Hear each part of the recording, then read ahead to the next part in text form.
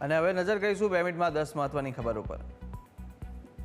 જે આજે મેના કરાશે આંતરરાષ્ટ્રીય જૈવ વિવિધતા દિવસની ઉજવણી અને સાથે જૈવ વિવિધતાના સંરક્ષણ અને સંવર્ધન માટે ઉજવણી, જ્યાં પ્રકૃતિ અને ટકાઉ વિકાસ સાથે સુમેળની આ વર્ષની થીમ છે અને ડાંગના Kilad eco tourism camp site ખાતે કાર્યક્રમ યોજાવાનો છે। તો આ તરફ કચ્છના ગુનેરીમાં આવેલી ઇનલેન્ડ મેંગ્રોવ વિસ્તારને ગુજરાતની પ્રથમ બાયોડાયવર્સિટી હેરિટેજ સાઇટ તરીકે જાહેર કરાઈ છે।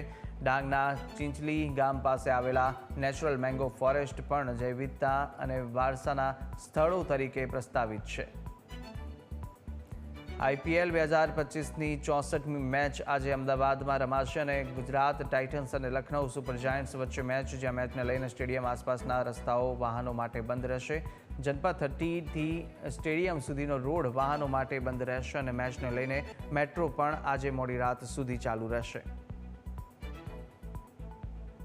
સાબરકાંઠામાં અટલ ભૂજલ યોજના અંતર્ગત કેચ ધ રેન અને વૃક્ષારોપણ કેમ્પેનની શરૂઆત, કે જ્યાં ઈડર અને વડાલીના 500થી વધુ ખેડૂતોએ આવનારા સમયની અંદર સૌથી વધુ વૃક્ષારોપણ કરવાનો સંકલ્પ લીધો। કાર્યક્રમની અંદર 3 વર્ષથી વૃક્ષારોપણ કરનારા 35 લોકોને સન્માનિત કરાયા।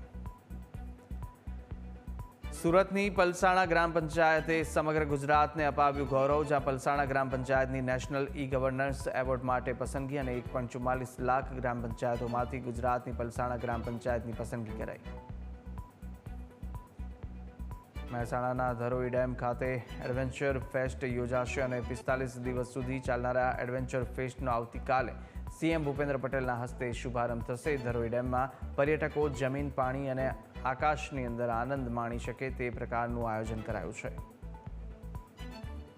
ઉપલેટાના કોકલી ગામે સરકારી અનાજના જથ્થા સાથે એક વ્યક્તિ ઝડપાયો છે। ઉપલેટા મામલતદાર દ્વારા ચેકિંગ દરમિયાન સરકારી માર્કવાળો પાવતી વગરનો જે અનાજનો જથ્થો મળી આવ્યો અને 1,11,000થી વધુની કિંમતનો મુદ્દામાલ જપ્ત કરાયો। મહેસાણાના બિલાડીબાગ વિસ્તારની અંદર પકોડીની લારી પર તોડફોડનો મામલો, જ્યાં તોડફોડ કરનાર મોટી દાઉ ગામના 3 લોકો ઝડપાયા છે અને પકોડીની લારી ઉપર પૈસા માંગતા કરી હતી તોડફોડ। સમગ્ર ઘટનાનો CCTV પણ સામે આવતા પોલીસે 3 લોકોને ઝડપી પાડ્યા। જામનગર ખંભાળિયામાંથી 2 પોલીસકર્મી લાંચ લેતા ઝડપાયા છે। SI યુવરાજસિંહ ગોહિલ અને હેડ કોન્સ્ટેબલ પુષ્પરાજસિંહ જાડેજા લાંચ લેતા ઝડપાયા, જેને ફરિયાદીને લોકઅપની અંદર ન રહેવા અને ગુનાની તપાસમાં હેરાન ન કરવા માંગી હતી 10,000ની લાંચ। સુરતમાં ઈ-સિગારેટ અને હેલ્થ વોર્નિંગ વગરની વિદેશી સિગારેટનું ગોડાઉન ઝડપાયું છે। રાંદેર વિસ્તારના ગોડાઉનમાંથી SOG પોલીસે ઈ-સિગારેટનો મુદ્દામાલ ઝડપી પાડ્યો અને 36.58 લાખનો મુદ્દામાલ જપ્ત કરવામાં આવ્યો છે।